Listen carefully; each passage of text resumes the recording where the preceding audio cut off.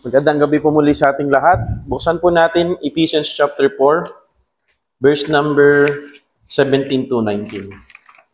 At basahin po natin ng sabay-sabay. Ephesians chapter 4, verse number 17 to verse number 19. Andiyan na po tayo, say amen. Ephesians 4:17, all together now read. This I say therefore, and testify in the Lord, that ye henceforth walk not as other Gentiles walk, in the vanity of their mind, having the understanding darkened, being alienated from the life of God through the ignorance that is in them, because of the blindness of their heart, who being past feeling have given themselves over unto lasciviousness, to work all uncleanness with greediness. Let's pray. Father God in heaven, thank you for the reading of your word. May you bless us. May our best teacher, the Holy Spirit, will teach us this night. In Jesus' name we pray, amen. You may be seated po. Magandang gabi po sa ating lahat. Last time, pinag-usapan po natin yung about sa paglago. Kailangan natin lumago, mga kapatid. And part ng paglago na sinasabi ng verse number 11 tsaka verse number 16 ay yung hindi dapat tayo lumakad kung paano naglalakad ang mga hindi mananampalataya. Pansinin po natin yung salitang walk, no? Walk not as other Gentiles walk. Ito pong word na walk ay repeated a lot of times in this book. Makikita natin yan sa verse number 1.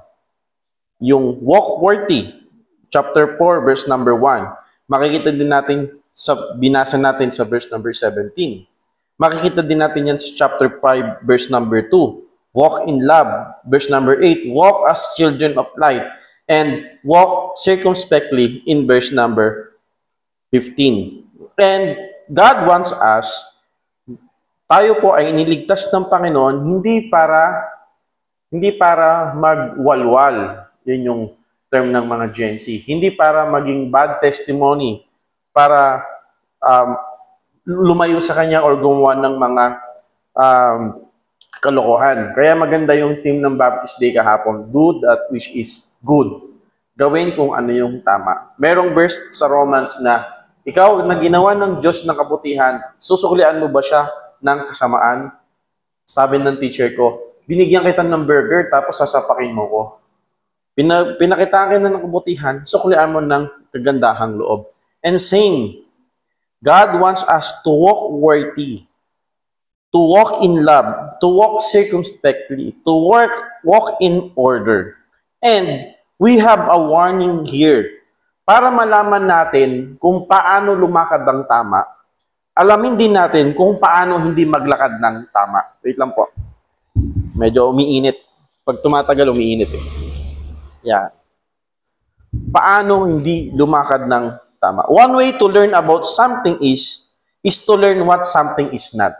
Parang when you define the gospel, what is the gospel? Before we explain what is the gospel,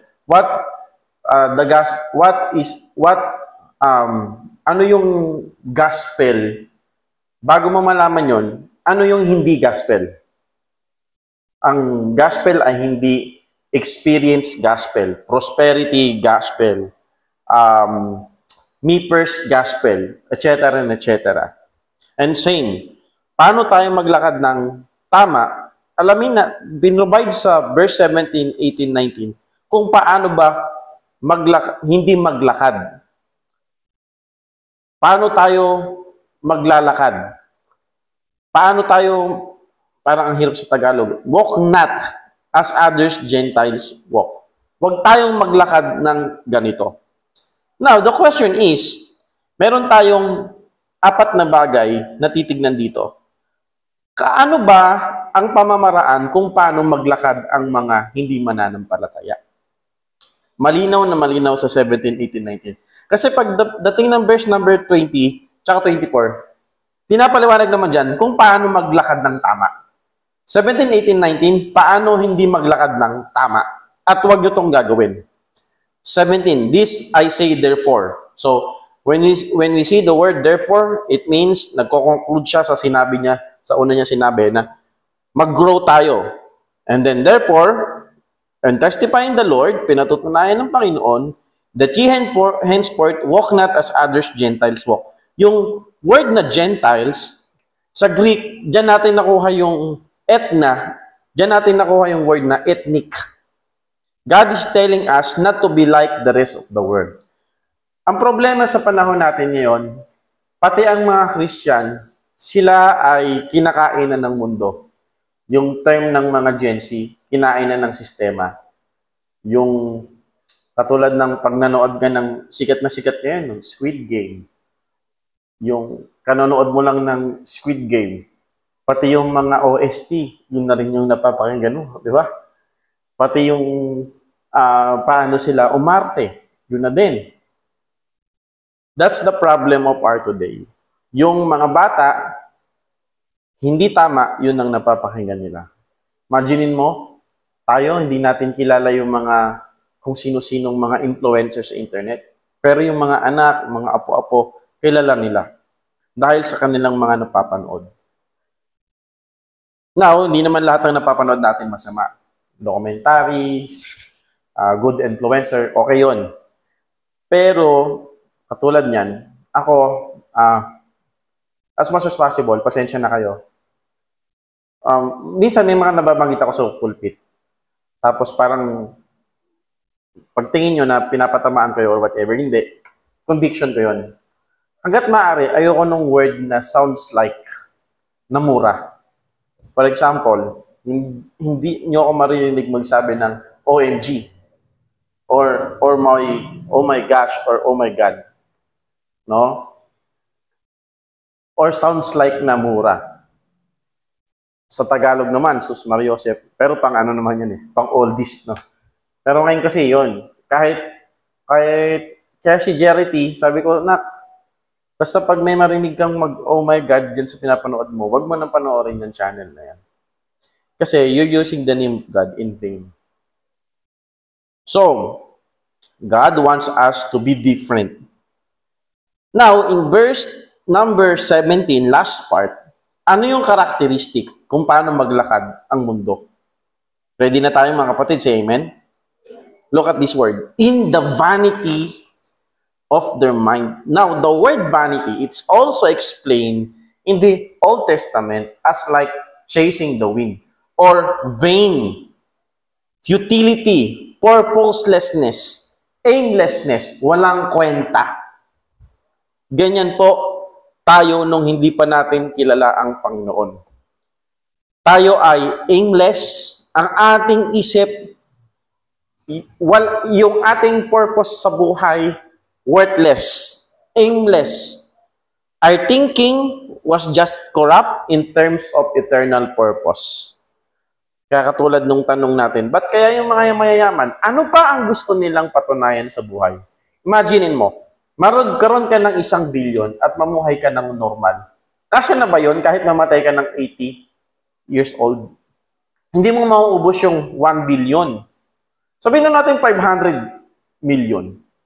Computin mo, magkano ba expenses mo sa isang araw? Sabihin na natin pang middle class na expenses. Alam mo yung nagkakape ka sa tigwa 156, tigwa 160, di ba? Starbucks. Tapos kumakain ka sa mga tigti 300 na menu. Kahit computin mo yon, mamatay ka ng 80, dumahina man ako sa math, hindi mo mauubos yung 500 million. Yung mga tao, ito na yung yaman nila, gusto pa rin na mag-acquire ng maraming land, mag-acquire ng maraming pera. Ano yung kanilang purpose in life? Ano ang gusto nilang patunayan? So wala na magawa sa pera, iisipin, tatakbo na lang ako para magkaroon ako ng name. Ibig sabihin, mamatay man ako, may legacy ako na naging presidente ako ng Pilipinas o naging senador ako. But, as a Christian, ang goal natin, hindi yung para maging sikat, maging mayaman o whatever, kundi kung ano yung kalooban ng Panginoon sa buhay natin at matupad natin yon, and that's success. That is success. Life was just a series of dead-end streets or vicious cycle. Makita natin sa Ecclesiastes. That's one of my favorite book. Na ang buhay, pinapakita yung realidad ng buhay. Kaya sa job interview, minsan na-interview, minsan tinry ko din yung mag-work outside, tas may mga interview. Hindi ako yung, alam mo yung may mga tanong sa interview, tapos yung sagot, kaplastikan. Baka gusto mo yung trabaho na to, tapos kinabisado mo pa yung tatatatat.